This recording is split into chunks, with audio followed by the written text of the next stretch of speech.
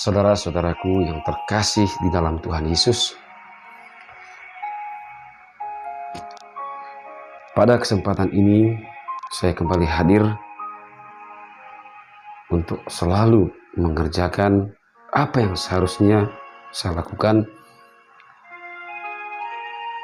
yaitu berbagi tentang firman Tuhan dan terus belajar. Dan apa yang saya bagikan pada hari ini, Bapak Ibu Saudara, bukan karena pikiran, bukan karena pengertian saya sendiri, tetapi semuanya berdasarkan Alkitab. Sebab Alkitab adalah buku yang teragung yang pernah ada dan ditulis, sebab di mana di dalamnya adalah terdapat firman Tuhan, nasihat-nasihat Tuhan yang tentunya membawa kita, menunjukkan kepada kita yaitu jalan kebenaran Tuhan, yang akan menyelamatkan kita dari segala kehampaan dunia ini. Sehingga dengan kita mengerti dan memahami tentang firman Tuhan, sehingga di dalam kehidupan kita di dunia ini, kita bisa melakukan segala sesuatu itu berdasarkan firman Tuhan. Banyak hal yang kita lakukan di dalam kehidupan kita di dunia ini, Bapak Ibu Saudara. Dan seringkali kita membuat kecewa, membuat kita patah hati, membuat kita stres. Ya, karena itu di dalam hati kita ada kekosongan.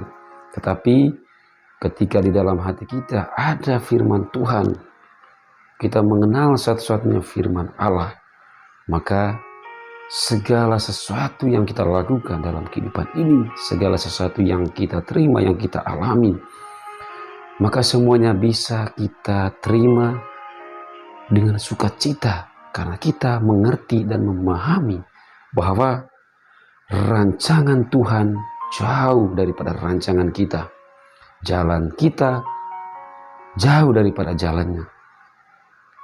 Jadi Bapak Ibu Saudara-saudara, Tuhan itu tahu segala sesuatu yang kita perlukan, yang kita butuhkan dalam kehidupan ini. Tema pada hari ini Bapak Ibu Saudara saya membagikan, yaitu di dalam 1 Korintus pasal 12 ayat 4 sampai dengan 11. Temanya adalah rupa-rupa karunia tetapi satu roh. Jadi Bapak Ibu Saudara-saudara yang terkasih, banyak dari kalangan kita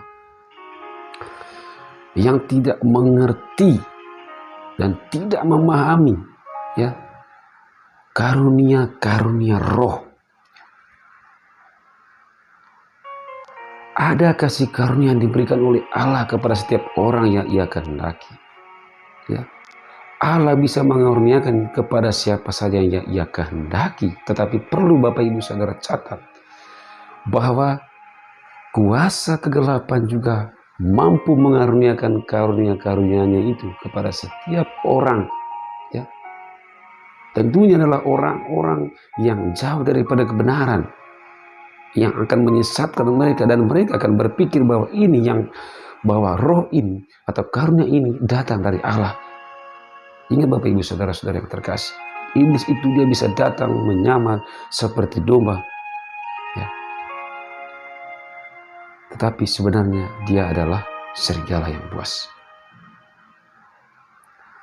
Jadi inilah yang saya membagikan kepada Bapak Ibu Saudara semuanya, supaya Bapak Ibu tidak gagal paham.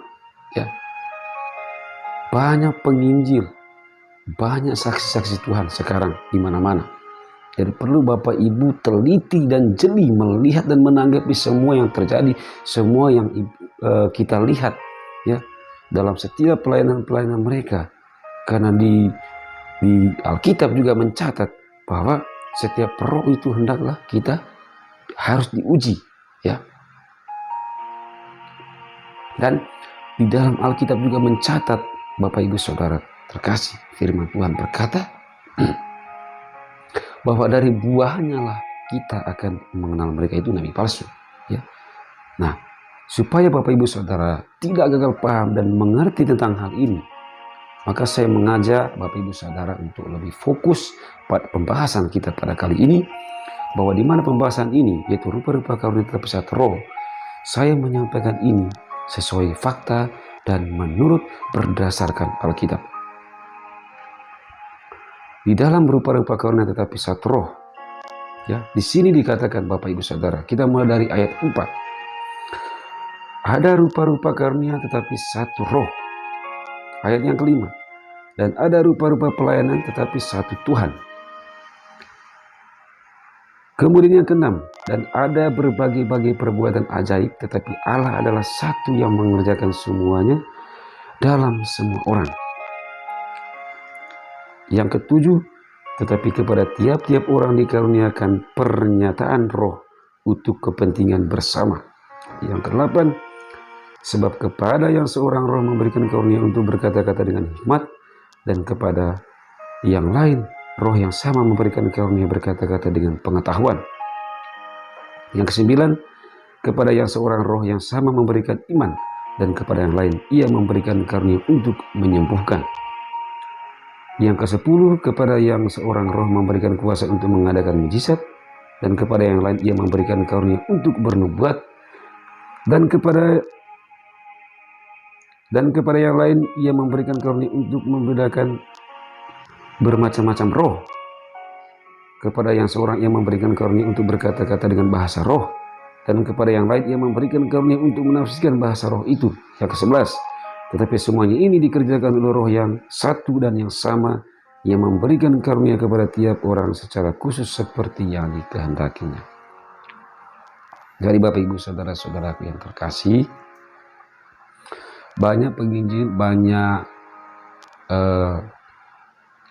yang kita lihat, atau mungkin kita masih percaya kepada orang-orang yang datang sebagai saksi Tuhan dan mengatakan bahwa dia memiliki karunia untuk menyembuhkan, untuk mengusir setan, ya. Jadi kita yang memiliki iman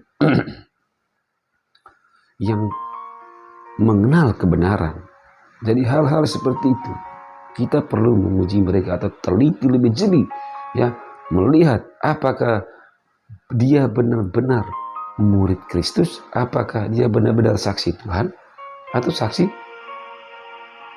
yaitu nabi palsu.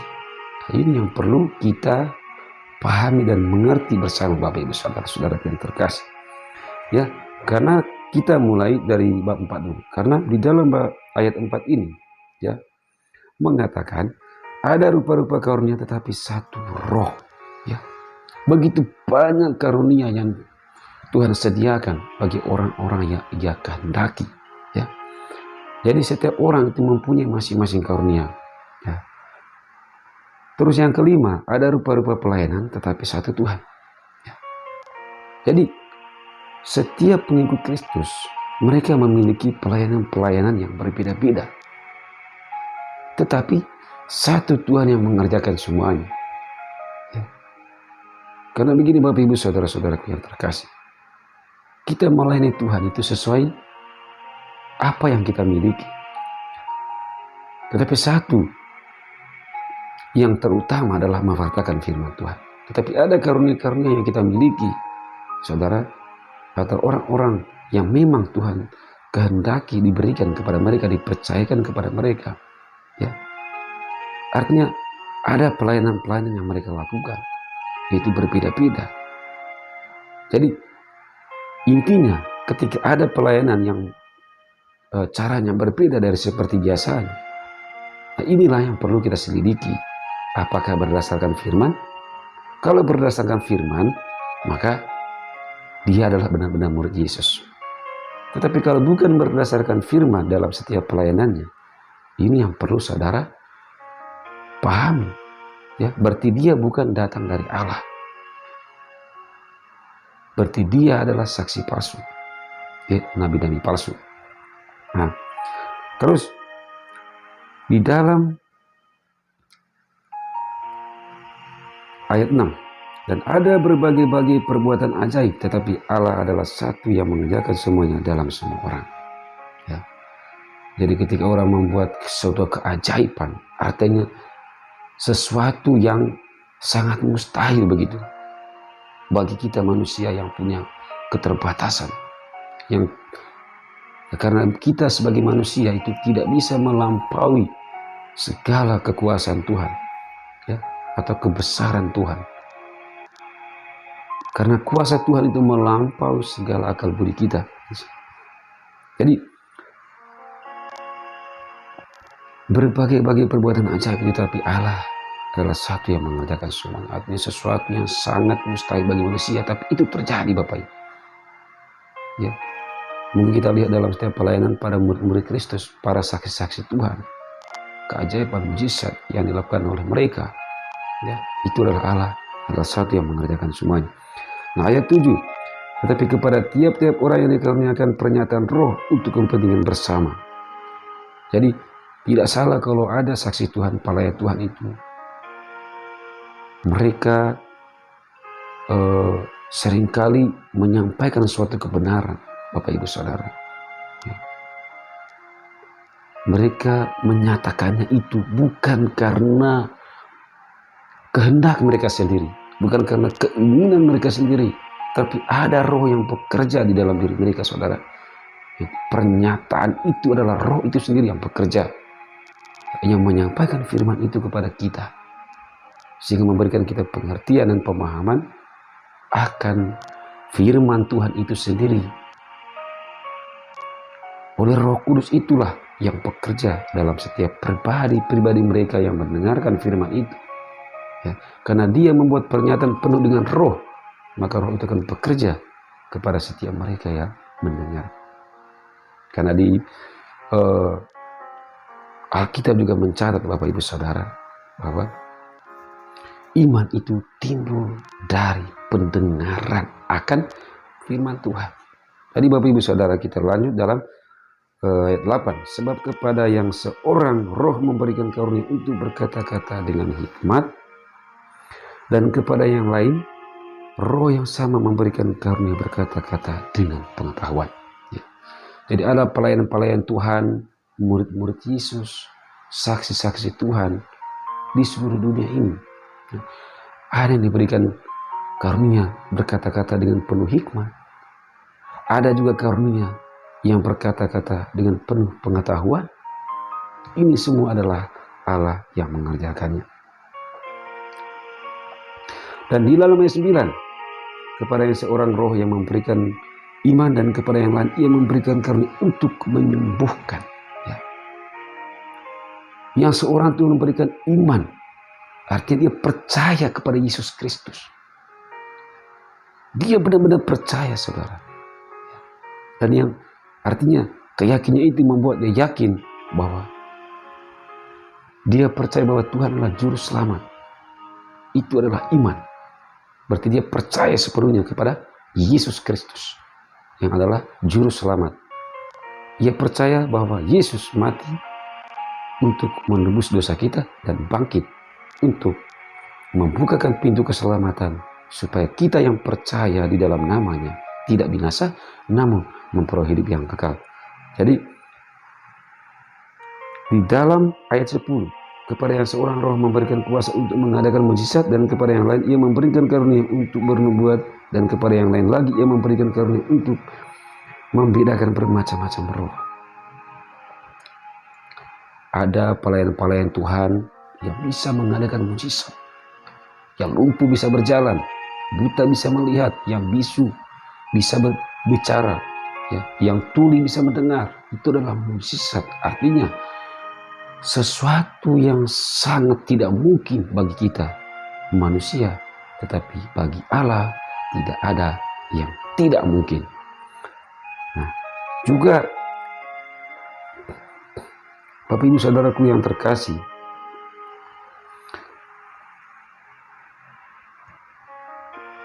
pelayan-pelayan Tuhan ini selain mengadakan mujizat, mereka juga bernubuat. Ya. Bernubuat tentang hari kedatangan Tuhan. Juga bernubuat untuk membangun iman kita sebagai orang Kristen. Bagaimana kehidupan kita di hari yang akan datang. Ya. Mereka akan bernubuat menceritakan tentang kasih Tuhan. Kebesaran Tuhan akan kita sebagai anak-anaknya, pewaris tahtanya. Ya, karena Tuhan itu saudara Ia tidak menghendaki supaya kita binasa. Ia tidak menghendaki kita diperbudak oleh dunia ini. Allah menghendaki kita supaya kita mendapatkan atau kita masuk dalam kerajaan surga, karena Tuhan Yesus sendiri sudah mati mengorbankan dirinya untuk menebus dosa kita. Hanya satu kali, Bapak Ibu Saudara. Dan karena kebangkitannya saudara, ya, Ia menyediakan tempat bagi kita. Jadi Tuhan tidak menghendaki bahwa tempat yang sudah Tuhan sediakan itu ditinggalkan bagi kita yang anak-anak yang percaya. Karena apa? Karena kita jauh dari kebenaran. Tetapi Tuhan tidak menghendaki itu, Bapak Ibu. Tuhan menghendaki, ya, bahwa tempat yang sudah Tuhan sediakan itu di surga. Ya. Jadi Tuhan selalu berusaha mengutus malaikat Roh Kudus mendampingi kita supaya jalan kita itu tetap berada di dalam jalannya, itu menuju pada keabadian itu, pada kehidupan kekal itu yang sudah Tuhan sediakan. Jadi otomatis Tuhan tidak menghendaki kita supaya kita binasa, saudara. Jadi dan kepada yang lain lagi Dia memberikan karunia untuk membedakan bermacam-macam roh. Ya, ada juga pelayan-pelayan Tuhan yang memang diberikan karunia khusus. Dia bisa membedakan berbagai macam-macam roh. Ya, dia tahu ini roh dari Allah dan ini roh dari dunia. Roh dari dunia itu adalah kuasa kegelapan atau setan, iblis. Ya. Karena begini Bapak Ibu Saudaraku yang terkasih, kalau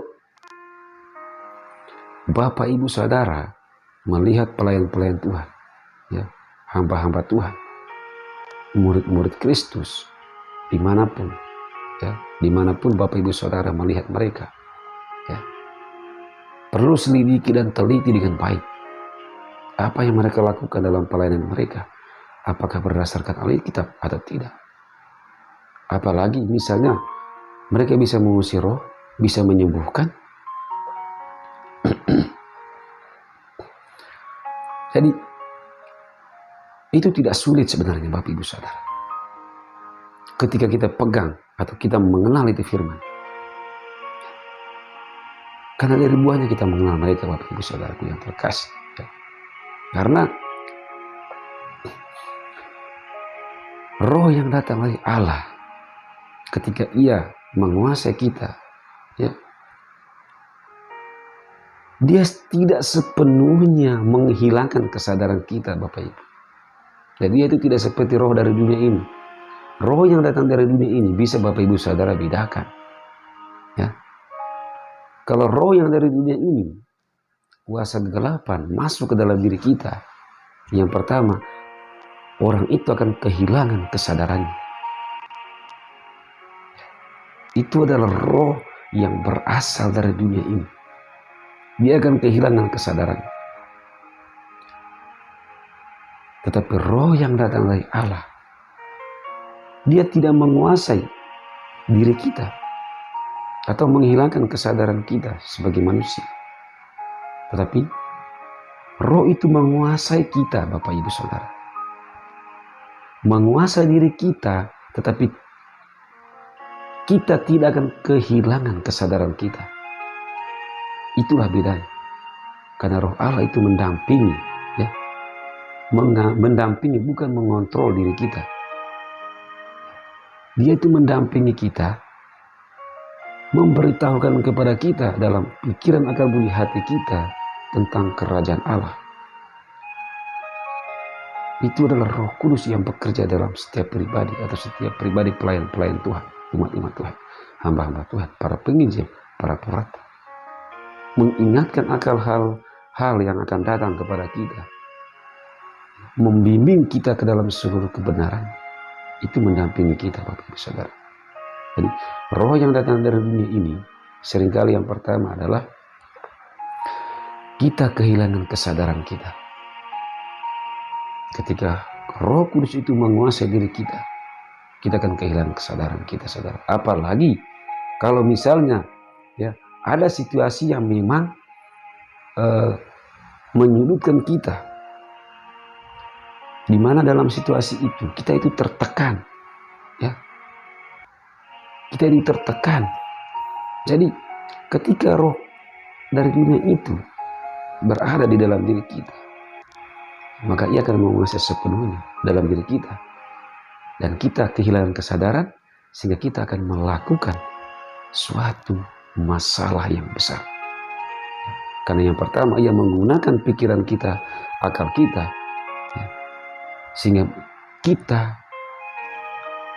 memberontak, melakukan suatu kebodohan yang mengakibatkan ya, merusak situasi, merusak kehidupan kita, dan juga merusak kehidupan orang-orang di sekitar kita. Tetapi roh yang datang dari Allah, Bapak Ibu Saudara, dalam situasi kondisi apapun, ya, ia tetap tenang karena ia memikirkan sesuatu tentang kebenaran. Karena kebenaran itu ketika hadir di dalam diri kita, ia akan mengendalikan diri kita, bahwa di dalam firman Tuhan kita kuat, kita sanggup, kita bisa menguasai diri kita. Dia akan tenang dan tidak terburu-buru. Dan itulah Roh Kudus yang bekerja, roh yang datang dari Allah, memberikan kita ketenangan, memberikan kita penguasaan diri yang kuat, sehingga dalam situasi kondisi apapun, dalam keadaan apapun, ya, kita itu bisa dan sanggup menghadapinya, melewatinya tanpa melakukan sesuatu yang bisa menimbulkan kekacauan, yang bisa menimbulkan masalah dalam kehidupan kita maupun kepada orang-orang di sekitar kita. Nah, Bapak Ibu Saudara-saudaraku yang terkasih, di dalam ayat yang ke-11, masih di dalam ayat yang ke-10. Jadi, kepada yang seorang yang memberikan karunia untuk berkata-kata dengan bahasa roh. Ada juga pelayan-pelayan Tuhan yang saudara dengar, saudara lihat, ya. Mungkin saudara, kalau saudara tidak paham, tidak mengerti, kalau misalnya ada pelayan-pelayan Tuhan, saksi Tuhan, murid Kristus, yang saudara jumpai atau pernah temui, jadi dia menggunakan bahasa roh, ya. Jadi jangan heran buat saudara-saudara, tetapi perlu saudara selidiki, ya, apakah bahasa rohnya ini datang dari Allah atau dari dunia. Karena bahasa roh itu, saudara, ya, kuasa kegelapan dunia ini juga bisa, ya, berbahasa roh. Tapi bedanya adalah bahasa roh yang datang dari Allah, Bapak Ibu Saudara, itu menguatkan iman seseorang, membangun dirinya sendiri. Hanya dia yang tahu, dengan itu adalah suatu hubungan dia dengan Allah, ya. Jadi kita tidak tahu, kita pun tidak mengerti itu bahasa roh.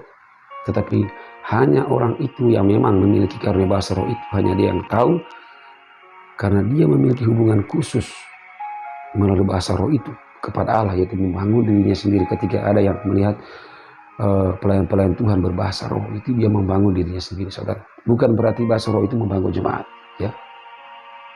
Karena untuk membangun jemaat, membangun iman adalah bernubuat atau memwartakan firman Tuhan. Nah, kepada yang lain juga memberikan karunia untuk menafsirkan bahasa roh itu. Ada juga para pelayan Tuhan yang memiliki karunia, mana karunia itu dia bisa menafsirkan bahasa roh itu. Tetapi kembali lagi, saudara-saudara yang terkasih, jadi ketika ada karunia yang bisa menafsirkan menafsirkan bahasa roh itu, nah itu, ketika ada yang bisa menafsirkan bahasa roh, itu baru bisa membangun jemaat, bisa membangun iman, mendorong iman. Tetapi kalau tidak ada yang bisa menafsirkan bahasa roh itu, lebih baik kita diam saja, ya. Lebih baik bahasa roh itu kita gunakan untuk membangun diri kita sendiri, atau kita pergunakannya itu secara khusus, tidak di depan jemaat, kalau tidak ada yang bisa menafsirkannya. Tetapi kalau ada yang bisa menafsirkan bahasa roh itu, ya, bisa bisa kita gunakan itu bahasa roh dalam setiap pelayanan kita. Kan itu akan membangun jemaat, mendorong iman jemaat. Nah, di dalam ayat 11 Bapak Ibu, tapi semuanya itu dikerjakan oleh roh yang satu dan yang sama, yang memberikan karunia kepada setiap orang secara khusus, seperti yang Allah kehendaki. Jadi Bapak Ibu saudara-saudaraku yang terkasih, saya mengajak kita ya dari ayat 4 sampai dengan ayat 11 ini, itu dalam 1 Korintus pasal 12 ayat 4 sampai dengan 11. Saya perlu peringatkan kembali. Saya mau terangkan kembali ini kepada Bapak Ibu Saudara. Jangan kita sekarang ini mengabaikan firman Tuhan. Inilah saatnya kita, waktunya kita Bapak Ibu, untuk kita datang kepada Tuhan. Saatnya, waktunya kita membuka hati kita, menyiapkan hidup kita. Saudara, biarkan sepenuhnya kita menerima kuasa Tuhan, menerima roh Tuhan. Dan kita dengan tekun, dengan giat melakukan firman itu dalam kehidupan kita. Bapak Ibu saudara-saudara, banyak yang sekarang bernubuat tentang hari kedatangan Tuhan. Banyak para hamba-hamba Tuhan, para utusan, para pelayan Tuhan yang bernubuat tentang hari kedatangan Tuhan Yesus yang kedua kali. Maka saatnya, waktunya kita saudara untuk mempersiapkan hidup kita. Kita belajar terus menggali itu firman Tuhan. Baca itu Alkitab. Jangan mengabaikan saudara. Karena begini, ya, sekarang itu banyak dari kalangan kita yang Kristen. Bukan cuma Katolik, Protestan, artinya semua yang menjadi pengikut Kristus. Ya.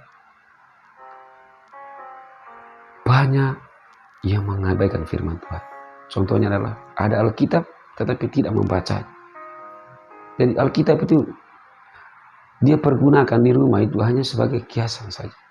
Kiasan. Simpan saja di tempatnya, tapi tidak pernah membacanya. Inilah suatu kesalahan yang besar. Waktu Anda, Bapak Ibu Saudara, sia-sia. Karena Alkitab ini, Bapak Ibu Saudara, itu mencatat semua firman Tuhan. Nasihat-nasihat Tuhan yang Tuhan wahyukan melalui para utusan, para rasul, para nabi. Jadi semuanya tercatat di dalam Alkitab. Jadi kalau kita tidak membaca Alkitab, bagaimana kita mengenal Tuhan? Apakah kita dengan modal percaya kita selamat? Tentu tidak, Bapak Ibu Saudara. Kalau hanya dengan modal, ya saya percaya dengan Tuhan Yesus, berarti saudara selamat. Karena mungkin saudara hanya membaca satu ayat. Barang siapa percaya kepadaku, seperti yang Tuhan sampaikan di dalam firman-Nya, akulah kebangkitan dan hidup. Barang siapa percaya kepadaku, ia akan hidup walaupun ia sudah mati. Ya, kalau saudara hanya baca hanya satu ayat ini, ya, saudara tentu punya pengertian seperti yang tadi saya sampaikan. Saudara mungkin bisa mengatakan saya percaya Yesus, berarti saudara selamat. Dan saudara menganggap itu bahwa saudara selamat karena hanya modal percaya. Tapi kalau saudara baca di ayat lain, ya, iman tanpa perbuatan hakikatnya nol. Jadi yang perlu kita lakukan adalah karena kita memiliki iman percaya kepada Yesus Kristus, yang perlu kita lakukan adalah tindakan yang nyata. Dari mana kita memulai hidup kita untuk mengenal firman Tuhan? Adalah kita membaca Alkitab, menggali tentang firman Tuhan. Kita bersama-sama belajar mengenal firman Tuhan. Ya. Sehingga dengan belajar dari waktu ke waktu, Roh Kudus Tuhan bekerja. Karena Roh Tuhan itu selalu bekerja kepada setiap orang yang mau bekerja. Roh Kudus Tuhan akan bekerja kepada setiap orang yang mau hidupnya diubah, mau dituntun. Itulah Roh Kudus yang selalu bekerja kepada setiap pribadi yang mau diarahkan, yang mau dipimpin oleh Roh itu. Tetapi berdasarkan Alkitab. Ketika saudara mau membaca Alkitab. Tapi kalau misalnya saudara hanya bilang mengandalkan percaya, maka saudara selamat. Maka itu berarti saudara hanya membaca satu Alkitab. Makanya kita orang Kristen disarankan membaca Alkitab itu dengan benar dan satu persatu dan di setiap ayat. Jangan cuma satu ayat. Bila perlu kita baca dari Kejadian sampai Wahyu, semua harus kita baca. Jangan sampai Bapak Ibu Saudara, waktu kita di dunia ini sesat. Kalau kita, karena yang saya lihat sekarang adalah bagaimana manusia itu sibuk dengan kehidupannya sendiri. Sibuk dengan hal-hal dunia ini. Pekerjaan. Memang pekerjaan diperlukan saudara untuk memenuhi kebutuhan hidup kita. Tetapi ada yang terutama di dalam diri kita, itu firman Tuhan. Kenapa? Tubuh kita, apa yang kita miliki di dunia ini tidak dibawa sampai mati. Apa yang kita punya di dalam kehidupan kita di dunia ini sifatnya sementara. Karena apa? Ketika kita lahir ke dunia ini, kita tidak mau membawa apa-apa. Begitupun ketika kita pergi dari dunia ini, kita juga tidak akan membawa apa-apa dari dunia ini. Tetapi yang ada adalah bagaimana Anda hidup di dunia ini. Apakah saudara mengenal firman Tuhan? Apakah saudara mendengar firman Tuhan? Dan apakah saudara melakukannya? Itu adalah jaminan saudara. Itu adalah harta surgawi yang saudara bawa kepada penghakiman di hadapan Tuhan. Tuhan tidak menanyakan kepada kita ketika kita mati berapa banyak harta. Ya. Tetapi Tuhan melihat setiap perbuatan kita.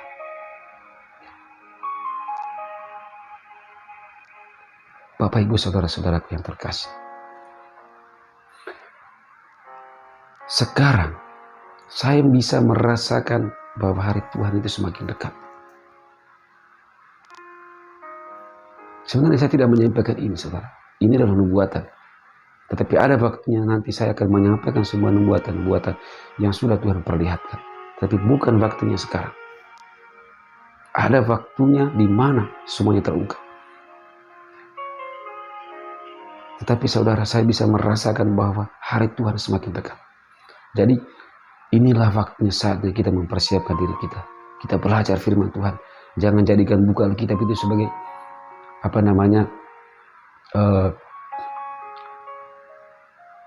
kita simpan di rumah saja tapi kita tidak membacanya.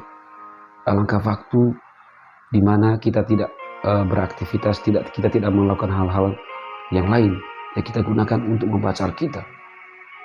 Atau kita bisa cari teman untuk menggali firman itu, sharing bersama. Supaya iman kita itu benar-benar bukan hanya sekedar percaya kepada Tuhan, tetapi kita mengerti, memahami kehendak Allah dalam kehidupan kita, sehingga kita tidak mudah dipengaruhi oleh hal-hal dunia ini. Kita tidak mudah disesatkan oleh dunia ini, saudara, dan tidak sia-sialah hidup kita di dunia ini. Jadi saya mengajak Bapak Ibu Saudara, ya, memang pekerjaan diperlukan untuk memenuhi kebutuhan hidup kita. Tetapi ada yang lebih terutama daripada itu, adalah firman Tuhan yang nantinya akan menuntun, membawa menjadi harta saudara dalam kerajaan surga. Ya. Jadi Bapak Ibu saudara-saudara yang terkasih, hendaklah dalam setiap aktivitas kita, dalam tugas dan pekerjaan kita, kita selalu merenungkan firman Tuhan. Kita melakukan dalam tindakan wujud yang nyata, bukan hanya sekedar kata, tetapi Tuhan membutuhkan tindakan-tindakan kita. Artinya Tuhan membutuhkan supaya kita melakukan bagian kita. Karena bagian Tuhan sudah Tuhan berikan, yaitu pemahaman firman Tuhan, nasihat-nasihat Tuhan melalui para rasul, Paulus, Timotius, semua pelayan-pelayan Tuhan sudah Tuhan berikan dan tercatat di dalam Alkitab. Itu adalah bagian Tuhan. Tetapi bagian kita adalah kita perlu mendengarkan firman ini, kita perlu mendengarkan nasihat ini, kita perlu membaca dan melihatnya, ya, supaya kita mengerti dan memahami kehendak Allah dalam kehidupan kita. Sehingga dengan begitu Bapak Ibu Saudara, hidup kita tidak sia-sia. Ya. Hidup kita ini tidak sia-sia di dunia ini. Karena kita mengenal firman Tuhan. Satu-satunya adalah buku kehidupan, yaitu Alkitab, yang akan menopang hidup kita.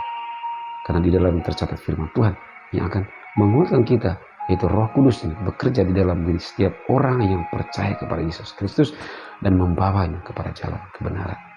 Jadi tidak sia-sialah Bapak Ibu Saudara pengorbanan Tuhan Yesus mati di kayu salib untuk kita, dan tidak sia-sialah kebangkitan ya, untuk menyediakan tempat bagi kita, supaya di mana suatu saat kita yang percaya akan duduk bersama Dia di dalam kerajaannya.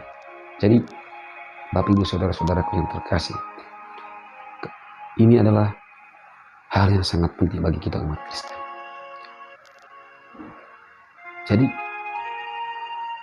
ketika kita mencari orang yang menjadi panutan kita, yang menjadi orang yang bisa menjadi contoh bagi kita, artinya seorang guru atau seorang teman, mungkin melalui dia kita bisa sharing bersama atau mengenal firman Tuhan. Atau juga kepada orang yang memang kita melihatnya dia mempunyai karunia khusus dari Tuhan, tetapi perlu kita selidiki apa karunianya berasal dari Allah, ya, atau ada hal lain di dalam dirinya yang mengataskan nama Tuhan. Ini yang perlu saudara paham, ini yang perlu saudara teliti, ya, dan saudara lihat baik-baik, jangan sampai saudara disesatkan. Ya. Karena begini, tentang kasih karunia Allah itu saudara bukan dipelajari. Saya ingatkan kembali ini kepada Bapak Ibu, kita orang Kristen. Kasih karunia itu tidak dipelajari, tetapi itu diberi cuma-cuma oleh Allah. Karena apa? Karena kita mengenal kebenaran. Karunia pengusiran, penyembuhan, mengadakan mujizat, itu tidak dipelajari. Mengusir roh-roh, ya, berkata-kata dengan hikmat, pengetahuan, itu tidak dipelajari saudara, tetapi itu kasih karunia Allah yang begitu besar. Ia berikan kepada kita dengan cuma-cuma.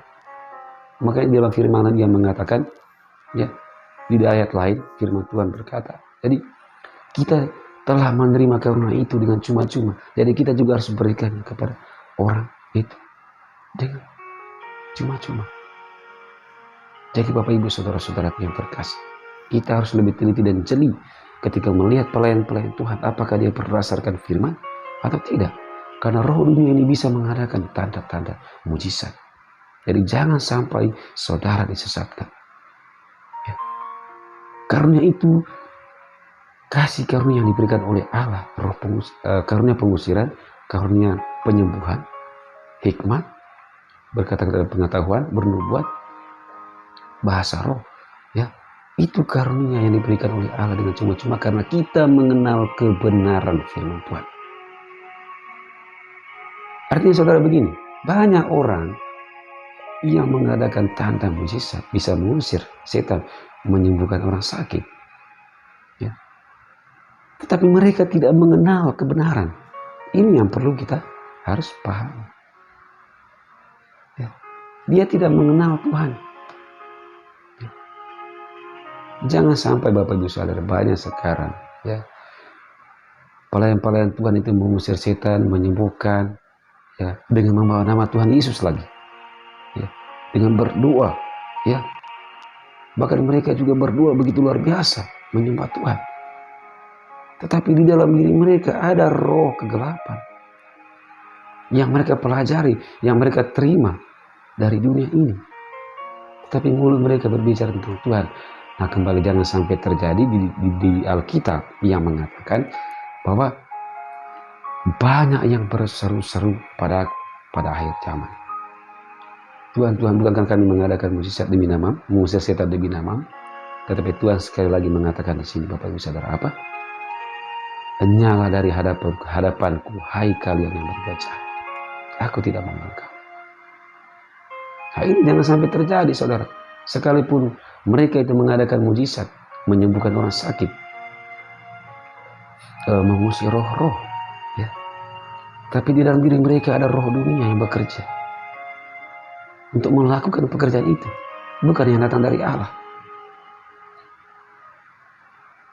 Dan suatu hari nanti, itulah orang-orang seperti itulah Tuhan tidak mengenal mereka yang berbuat kejahatan, karena mereka melakukan sesuatu itu untuk diri mereka sendiri dan untuk roh dunia.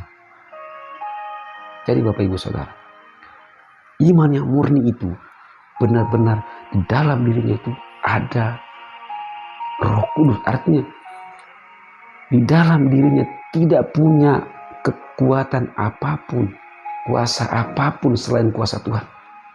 Ya, saya ingatkan kembali. Tidak ada energi atau kekuatan apapun di dalam diri iman orang yang percaya. Ya, saya kembali tekankan. Di dalam orang yang beriman kepada Yesus Kristus atau pelayan-pelayan Tuhan, kita, iman yang murni adalah dia tidak mempunyai apapun di dalam dirinya, tetapi satu yang punya adalah apa? Firman Tuhan. Ia mengenal kebenaran firman Tuhan. Jadi tidak salah dalam setiap pelayannya, ia selalu menyampaikan firman Tuhan. Ia mengadakan mujizat, menyembuhkan, mengusir roh jahat di dalam nama Yesus. Ya, tidak menggunakan kekuatan saudara atau suatu energi yang keluar dari dirinya, tapi itu adalah iman. Dia melakukan semua itu demi nama Tuhan Yesus. Itu adalah pelayan yang benar. Itu adalah murid Yesus yang benar-benar murid. Selain daripada itu Bapak Ibu Saudara, ya, karunia-karunia, ketika saudara melihat karunia-karunia dari dunia ini, ya, yang menggunakan ini cara itu, mengeluarkan sesuatu dari dalam tubuhnya, ya, suatu kekuatan untuk membuat suatu mujizat, mengusir setan. Nah, ini yang perlu kita pahami. Jangan sampai saudara disesatkan. Dan kerap kali Bapak Ibu Saudara, kita ini disesatkan karena itu kembali lagi. Kita tidak mempunyai dasar di dalam diri kita, yaitu firman Tuhan. Sehingga kita mudah disesatkan. Kita mudah dipengaruhi. Begitu ya, misalnya, ya, ketika kita didoakan, langsung sembuh. Ya, kita akan percaya. Tetapi ketika kita tidak sembuh, ya, ini kerap kali terjadi dalam kalangan kita. Nah, kita akan mencari lagi yang lain. Artinya kita ini datang kepada Tuhan itu hanya betul-betul mencari sesuatu atau kesembuhan. Padahal Bapak Ibu Saudara, ketika kita mencari Tuhan, yang perlu atau yang terutama adalah kita mencari dan mendengarkan firman-Nya. Firman itu yang terpenting saudara. Jangan kita datangnya mencari mujizat. Ingat itu ketika Yesus berada di Bethlehem, ya, pada hari Pentakosta Bapak Ibu Saudara. Pada hari bukan hari Pentakosta, pada hari Paskah, ya, Yesus berada di Yerusalem, ya, pada hari Paskah, di mana orang itu banyak yang percaya kepadanya. Itu karena mujizat. Mereka tidak mencari Tuhan, tapi mereka percaya karena mujizat. Sehingga Yesus sendiri mengatakan, atau di dalam kitab mengatakan, Yesus tidak mempercayakan dirinya kepada mereka. Kenapa? Karena mereka percaya karena mujizat, bukan mencari Tuhan. Jadi Bapak Ibu Saudara, saya kembali mengajak, jadi kita mencari Tuhan jangan hanya karena kita mencari mujizat. Jangan kita mencari supaya kita disembuhkan, supaya kita diberkati. Yang pertama kita lakukan adalah baca Alkitab. Gali terus firman Tuhan. Kita dalami. Ya. Kita perlu sharing bersama. Sehingga dengan begitu, pengetahuan-pengetahuan itu masuk dalam pikiran akal kita, hati kita. Kenapa? Ada Roh Kudus Tuhan bekerja untuk memberikan pengertian itu kepada kita. Ada Roh Kudus Tuhan bekerja untuk kita sanggup melakukan dalam tindakan perbuatan kita. Jadi saudara-saudara Tuhan terkasih, semoga apa yang saya sampaikan ini, ya, bisa benar-benar saudara pahami dan mengerti, dan saudara tidak gagal paham lagi.